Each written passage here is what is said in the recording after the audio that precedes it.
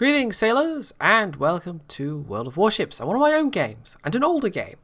This is actually one where I've decided to dig into the archive, have a look at an older game and be a little more critical of myself. And it's sometimes quite instructive to do this, to look back at older gameplay and figure out how you've improved and things that you can still improve. And this is very much what this video is going to be about. Now this is from, I think, last August? Around about then. And as you can see, I'm in a division with Strangers123, who is a relatively familiar name, I would think, and also a certain Admiral Hipster in the Friedrich der Grosse, aka the Fat Freddy. Now this is back when we were actually testing out the German battleships, and I think the reason I was in the Izumo in this game is because I just wanted to do something different. I wanted to take a break from trying out the new Germans. And I want you to bear that in mind, because this is maybe not the most flattering game to show for Jingles' gameplay. But this is a ship that was new to him, so as is always the case when you're trying these things out, you don't exactly know how they're going to perform. You just try things and see what happens. And I think that's sort of what happens with Jingles.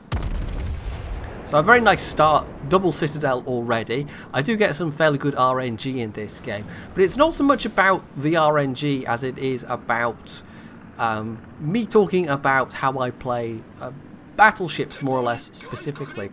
Now battleships are maybe a little maligned as a class, and battleship players are maybe a little bit maligned. And you can look at my stats and see that I've played something like half my games in warships overall in battleships. And it's something that I find I'm a bit inconsistent at. Now, this game is going to highlight some interesting things. It's going to maybe be illustrative of some of the difficulties battleships can face, because one of the things about battleships is, yes, they are a bit maligned. They're viewed as the easiest class to play, and in some ways that's true. They're certainly the most forgiving class to play. But at the same time, there's still a lot of skill involved. You still have to make certain decisions at certain points, and making those decisions at the wrong points or making the wrong decisions at the right points can have quite drastic consequences for a match. And that's definitely going to be, well, kind of true for this game. It's maybe going to be more true for Jingles. I think this is maybe one of those games where I get away with doing a silly thing, and you'll see what I mean later. But it allows me to talk about the thing in the context of the thing whilst showing off the thing. That was clear, right? Yeah, definitely. So, I mean, as with all classes, the most important thing with battleships is positioning. And probably the hardest thing to know when it comes to positioning is when to be aggressive and when to be defensive. And this is still the thing that I most have the difficulty with when playing battleships. Now these days, I find myself a lot being too aggressive, and I have to rein myself in. And I've never quite found that perfect medium of knowing the right moment to go in. And it's actually quite a difficult thing, being able to look at the minimap and read the flow of battle and decide now is the time to push, now is the time to be aggressive. Now, one of the complications is that there's quite a lot of factors involved. It's whether you're in a division, it's what kind of battleship you're in, because not all battleships are equal, it's what composition the enemy team has, what the enemy team is doing, what your own team is doing, and whether or not you're able to effectively communicate with your own team. All of these things have an impact. You might decide, okay, now's the perfect time to push, and you see an opening, an opportunity that is just so clear that even the world's worst battleship player would realise that it's a really good opportunity. But then none of your teammates follow you in, and suddenly you're alone, being massively focused down, and you are faced with the choice of trying to slam on the brakes and go into reverse, all the whilst being pelted with fire, or else you go forwards and die, or try and turn, possibly die. At that point it all becomes very, very awkward. So even with the best will in the world, sometimes your teammates just won't cooperate. But my issue isn't, I mean, that can happen to me as much as anyone, but my issue is more with reading the times when it is appropriate to push and when it isn't. And this game is there's going to be a moment later on where, I mean, myself and Jingle spend a lot of this game. I mean, there's this cluster of ships, and we're right in with it. We're not especially being aggressive. We're not especially trying to push the pace. And then at some point, at a certain point, we will flip over and suddenly start trying to push at an inappropriate moment, and then it will all go very pear-shaped for at least one of us. Well, I've kind of already given it away that there's Jingles that it goes particularly pear-shaped for, and then I just get away with doing a very silly thing. So, as you can see, most of the enemy team is clustered around C, including this North Carolina that's just run himself aground, who should be relatively easy prey. And most of our team is sailing around somewhere between B and C. Well, we're not really pushing either cap. Now, Strangers has gone to cap A. There's also an enemy ship over there, and he's being chased by the enemy carrier. And that's kind of like, he's now off on his own. We're not able to utilize his smoke and push up and start doing damage from the smoke, because that's quite a nice synergy with battleships and destroyers. You can actually use destroyer smoke to push quite effectively. We are, however, doing damage, and this is, I mean, it looks bad on the mini-map, but we are at least doing damage, and this is the critical thing. If you get a blob of ships like this and they're not doing damage, then you're probably going to lose. But if you can at least do damage, then this blob of ships actually represents quite a concentrated knot of firepower. So potentially you could be quite effective. But they're all around C. We don't really have anyone contesting B. We do have another destroyer, but he's also around C. He's kind of dropping torpedoes and making life difficult for them.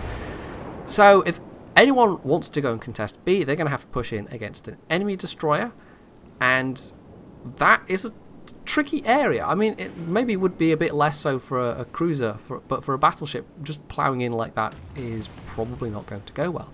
Now, this is the stage where Jingles really starts pushing in hard, and we've gone from being quite passive and sailing around to, okay, now let's push in against these guys. And this is what you do when you're testing ships. Sometimes you just try silly things to see what works, to see what you can get away with. And bear in mind, of course, the Fat Freddy has got Hydro.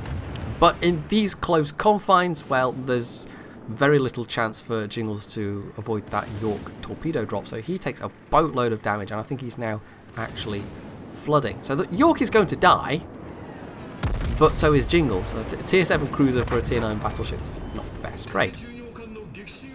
So the Kutuzov is also putting out torps. The Izumo's just peeking around the corner.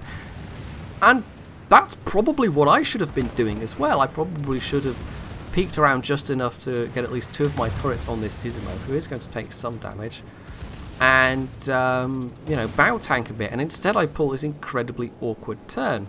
So again, just pushing in really in the wrong place and compounding my error by doing this really super awkward turn.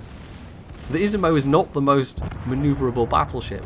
This was with the top hull though. The stock hull I would have run aground for sure. I'm almost going to run aground, but it's going to be a very close thing. Actually, well, I suppose I technically do run aground, having said all that. So my secondaries take out that low health destroyer, which is lucky for me. That was probably the biggest threat, but that still leaves an angry Iowa to deal with. And yeah, there we go. That's an island. Well done, me. Now this is the point where I have a stroke of luck, because the Iowa, instead of shooting at me, chooses to shoot at the New Orleans, who's got less hit points and less armor. And even though this is not a great angle, I do still have some armor angle to work with here. So it's not like I'm quite giving him a flat broadside, but this is still not good. This is still not at all good. And oh look, there's a Tirpitz pushing in behind him. So yeah, this was just an awkward game all round between what we were doing, what our team was doing, and what the enemy team was doing. And it's funny, warships, if you'll forgive the pun, the games tend to be a bit more fluid. In World of Tanks, it's somewhat unusual to find an enemy team that does something truly unexpected, because there are certain areas of certain maps that are important. If you control those areas, then you can more or less know what's going to happen, although of course player skill then becomes a very important factor. Whereas warships, just the nature of warships means that teams can do odder things than they can in World of Tanks, if that makes any sense. There's more potential variations for what an enemy team might do. So this one, I mean, the Izumo is just a bit of an awkward ship generally, but this whole thing was way more awkward than it needed to be, and I think passive at the wrong moments and aggressive at the wrong moments. And I think I have improved a bit, but I still do struggle with this as a thing. I still sometimes push in inappropriately hard. I still overextend at times, and other times I don't push the pace when I should do. I miss those opportunities. So this is still very much something that I'm trying to work on. In this game though, I mean, I've gotten relatively lucky, at least in terms of doing the damage. Now the enemy team has got a fair points advantage, but they're starting to lose it now because they're losing a lot of ships. They themselves started pushing in, and we have taken some casualties, but with the war of attrition that was going on between our blob and their blob, we've basically come out on top in terms of numbers. And so, although they did have a reasonable advantage, we didn't let them have those caps for a fatal amount of time, because sometimes that does happen. You'll get a team that's so passive that they will concede all of the caps and the game's over before you know it, because the enemy team just wins on victory points. Fortunately, this was not one of those games. We were doing the damage. And there's now only actually a couple of ships left. In fact, there's that, what is that? Mogami down there, there's a cruiser to the north, and then their carrier's still around somewhere as well. So we've now actually completely reversed things. We've killed most of the enemy team. We've got all 3 cap points. I've actually got 2 kills somehow. And I'm about to get a final bit of absurd RNG luck as well. Look at that turp, it's just barely hanging on. So, shots out on this Mogami. He is broadside, but even so, yeah, that was a pretty big hit. That was a pretty big hit. The joys of playing a cruiser. So the other cruiser got sunk, I think, by strangers, not sure. So that just leaves this guy in the carrier, and there's probably little chance we'll find the carrier. So once this Mogami goes down, there we go. We're not super close to winning on points, but with all 3 cap circles and them only having 1 ship left alive, it probably won't take too much longer. So we're actually going to skip ahead, because that's basically it. Nothing else happens in this game. The carrier does get spotted just before the end, but as you can see, nobody's actually close enough to do any damage. So there we go, ticking up to 1,000 points and the victory. So that was a very awkward Izumo game, and it kind of showcases, I think, the difficulties in judging with battleships when to push in and when not to push in, when to be aggressive and when to be a bit more cautious. So although I think Battleship players do have this reputation, I'm not sure it's entirely a fair one, because yeah, in some ways they're the easiest class to play, but it's not like there isn't quite a lot of skill involved still. And a well-played battleship can be a massive asset to the team. It's just knowing when to push and knowing when that would be suicidal. That can make all the difference. And sometimes, even with the best, like you think you've read it right, you can still make misjudgments. It's just, I don't know, practice and paying attention and thinking about things as you're doing them, rather than just derping around and seeing what happens. Although sometimes that's fun too. But, you know, if you're playing seriously, thinking about things helps. So hopefully this video all made some kind of sense. It sort of did in my head. I hope that everybody watching it tries to get some sense of what I was going for anyway.